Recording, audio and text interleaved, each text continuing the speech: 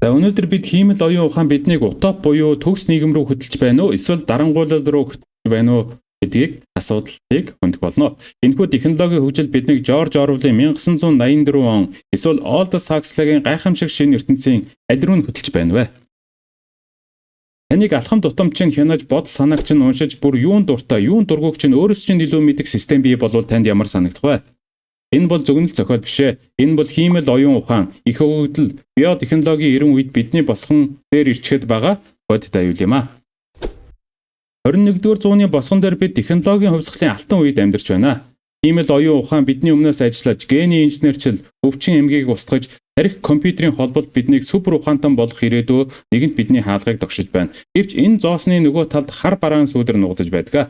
Технологийн энэхүү хязгааргүй хүч нь түүхэндх ямар ч дарангуулагчийн мөрөөдөж байгаагүй хяналтын системийг бий болгох аюултай юм а. За энэ бол бидний 20 дугаар зууны хоёр агуу зөвнөлт болох Жорж Оруэллын 1984 он Олдос Хакслигийн гайхамшиг шинэ ертөнцийн аль нэг рүү хөтлөж буй юм ээ. Хамгийн эмгэнэлтэй нь энэ хоёр замын аль нь эцсийн дүндээ хүний эрх чөлөөг устгадаг.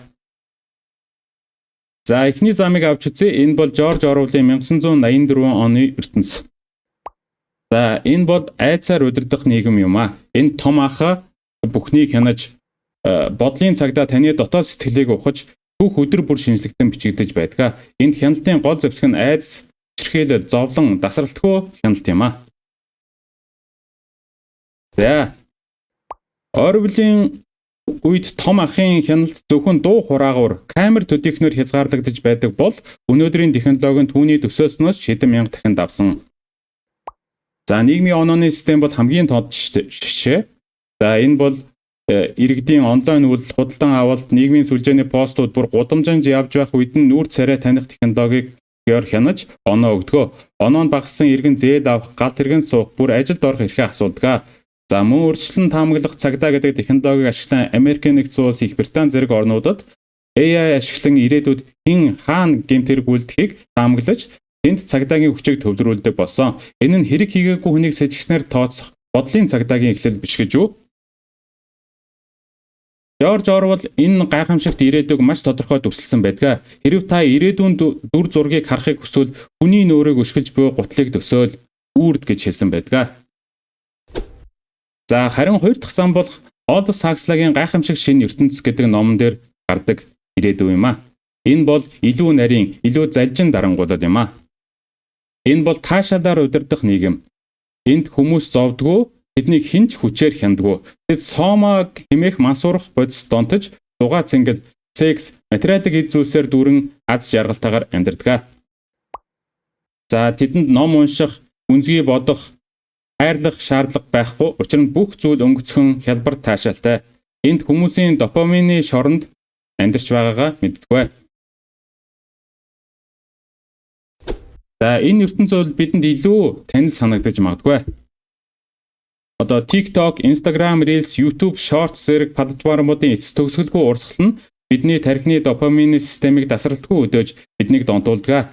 Дундаж хүн өдөрт 150 удаа уцаа шалгадаг байна.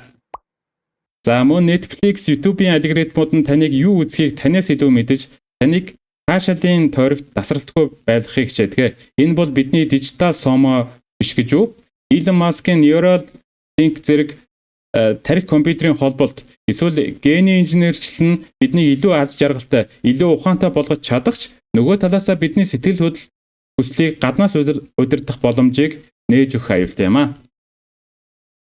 За үүний нэг баримт гэвэл Microsoft-ийн судалгаагаар хүний анхаарал төвлөрөх дундаж хугацаа 2000 онд 12 секунд байсан бол одоо ердөө 8 секунд болж буурсан алтан загсныхаас ч богино болсон гэсэн үг ээ. Тэгвэл аль нь илүү амар вэ? Оруэллын ертөнцид биднийг зовоодог зүйлс биднийг сүйтгэдэг бол харин Олдос Хакслигийн ертөнцид биднийг баярлуулдаг зүйлс биднийг сүйтгэдэг. За айцаар дүүрэн шормноо эсвэл бидний өөрсдөө төгсгөхийг хүсдэг алтан тороо. Оруэлл биднийг гадны хүч хянахаас айж байсан бол Хаксли биднийг дотоод хүсэл таашаалдаа хянуулахаас айж байсан. За эцсийн дүндээ технологи бол сайн ч биш, муу ч биш. Энэ бол зүгээр хэрэгсэл. Хамгийн гол нь бид энэ хэрэгслийг юунд ашиглах вэ гэдэг нь сонголт юм аа.